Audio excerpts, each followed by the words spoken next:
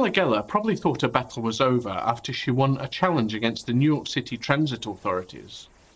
The anti-Islamic neo-crusader who owns the website atlasshrugs.com and frequently contributes to the blog jihadwatch.org had originally been refused the right to place the Islamophobic placards in the city's transit stations. While putting up her ads is one thing, keeping them readable is another.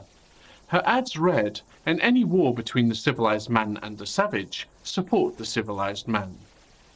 So far, many have been defaced, and now several groups are countering her divisive message with their own messages of inclusion. Two Christian groups, Sojourners United and Methodist Women, as well as the Jewish group Rabbis for Human Rights North America, are placing signs of their own endorsing tolerance.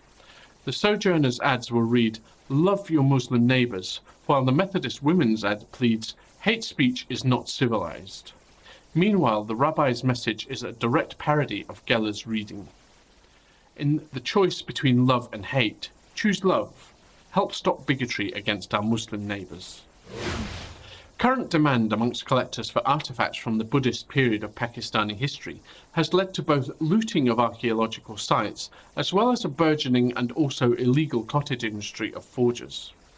From Pakistan's independence from England in 1947 and 1975, when looting and forgery were finally criminalised, many of the country's historical sites were raided without restriction. But today, given the limited resources available to law enforcement and the wrist-tapping most offenders receive, the nearly 40-year-old laws are mostly moot. Moreover, given the profits to be made overseas, most international sellers are uninspired to be cooperative in assuring that the relics are on the market legitimately. Christie's auction house in New York recently sold a 3rd or 4th century fasting Buddha statue for $4.5 million, ignoring claims by Pakistan that the statue was on the market illegally. The Pakistani government also lacked the wherewithal to prove their claim in a way that would stick in court. Yet the financial injury is not the only damage being done. As a University of Glasgow expert named Neil Brodie recently said, "You are losing the archaeological record on the ground by the destruction that is entailed by digging these relics out."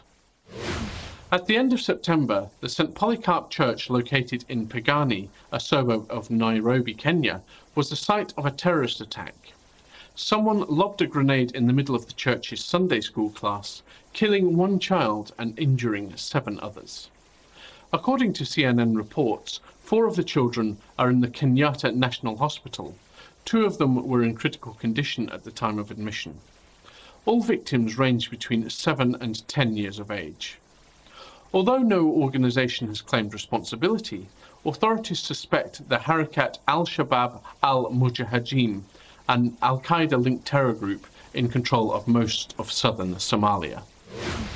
Plan B, better known as the morning after pill, helps prevent unwanted pregnancies if taken within 72 hours following unprotected sex. But can pharmacists be compelled to distribute this medicine when it goes against their religious beliefs?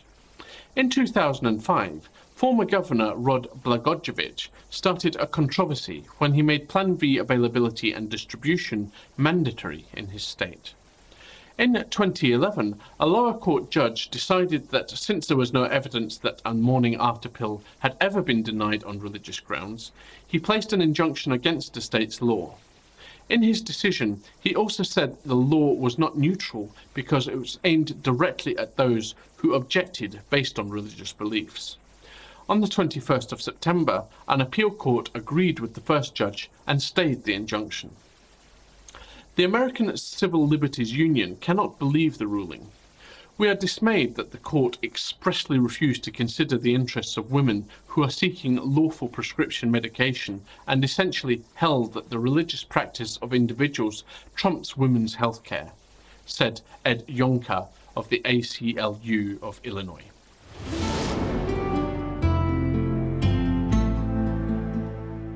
Atheist Roundtable, a gathering place for rational people. Funny pictures and videos. Profound atheist quotes.